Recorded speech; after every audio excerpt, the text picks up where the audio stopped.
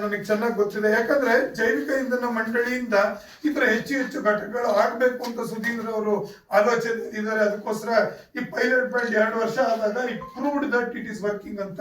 So ಈಗ ನಾನು ಈ ವಿಚಾರಕ್ಕೆ ಶ್ಯಾಮ್ ಸುಂದರ್ ಅವರಿಗೆ ಅಭಿನಂದನೆ ಸೂಚಿಸ್ತೀನಿ.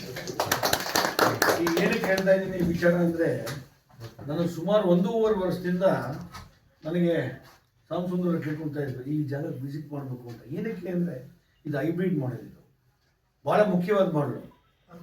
ಒಂದು ಸೋಲಾರಿಂದ ಸ್ವಿಚ್ ಆನ್ ಆಗಿ ಬಯೋ ಡೀಸೆಲಲ್ಲಿ ನಡೆಯತಕ್ಕಂಥದ್ದು.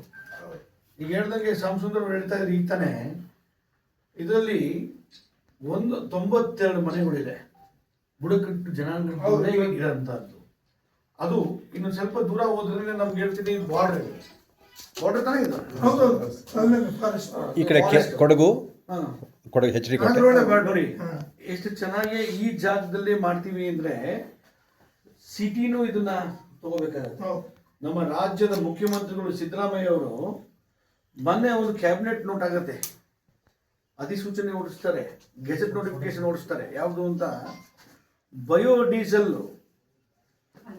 ಹೆಂಗೆ ಕೆರೋಸಿನ್ ಜನಗಳಿಗೆ ಸಿಗ್ತಾ ಇದೆ ಅಂದ್ರೆ ಆ ರೀತಿ ಬಯೋಡೀಸೆಲ್ ಜನಗಳಿಗೆ ಆ ರೀತಿನೇ ಸಿಗಬೇಕು ಅಂತ ಒಂದು ಗೆಜೆಟ್ ನೋಟಿಫಿಕೇಶನ್ ಅಂದ್ರೆ ಕ್ಯಾಬಿನೆಟ್ ಅಪ್ರೂವ್ ಕೊಡುತ್ತೆ. ಇದಕ್ಕೆ ಏನಕ್ಕೆ ಅಂದ್ರೆ ಇದೇ ಮಾಡ್ಲಿಕ್ಕೋಸ್ಕರ, ಈ ತರ ಮಾಡಲು ಉಪಯೋಗಿಸಕ್ಕೆ ಮುಖ್ಯಮಂತ್ರಿಗಳಾಗಿರ್ಬೋದು, ನಮ್ಮ RDPR ಮಿನಿಸ್ಟರ್ ಆಗಿರ್ಬೋದು ಪ್ರಿಯಾಂಕ್ ಖರ್ಗೆ ಅವರು ಇದಕ್ಕೆಲ್ಲ ಬಹಳ ಒತ್ತು ಕೊಟ್ಟು ಮಾಡ್ತಾ ಇದ್ದಾರೆ ಕೆಲಸ.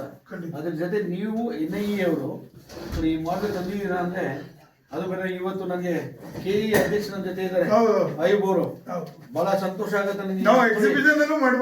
ಎಕ್ಸಿಬಿಷನ್ ಈಗಾಗಲೇ ನಾವು ಅವ್ರ ಜಾಗದಲ್ಲಿ 2 ಜಾಗದಲ್ಲಿ ನಮ್ಮ ಬಯೋ ಎನರ್ಜಿ ಬೋರ್ಡ್ ಬಗ್ಗೆ ಜನಕ್ಕೆ ತಿಳಿಸ್ಬೇಕು ಅಂತ ಹೇಳಿ, ಒಂದು ಎಲ್ಲಿ ಬೆಳಗಾಮಲ್ಲಿ ನಮ್ಗೆ ನಿಮ್ಗೆ ಅಭಿನಂದನೆ ಕೊಡ್ಬೇಕಾಗತ್ತೆ ಗುರುಗಳೇ. ಯಾಕಂದ್ರೆ ಅಯ್ಯಬ್ಬರೇ, ತಾವು ನಮ್ಗೆ ಫ್ರೀಯಾಗಿ ಕೊಡ್ತಿರೋ ಜಾಗ ನೀವು ತೋರಿಸಿ ಜನಕ್ಕೆ ಏನ್ ಮಾಡ್ತಾ ಇರೋ ಬಯೋ ಎನರ್ಜಿ ಬಗ್ಗೆ ಅಂತ. ಅದ್ರ ಜೊತೆ ಮೈಸೂರು ಎಕ್ಸಿಬಿಷನ್ ಅಲ್ಲಿ ಬಹಳ ಒಳ್ಳೆ ಜಾಗ ಕೊಟ್ಟಿದ್ರಿ ನಮ್ಗೆ. ತಾವು ನಮ್ಗೆ ಇನ್ನೊಂದ್ಸಲಿ ಅಭಿನಂದನೆ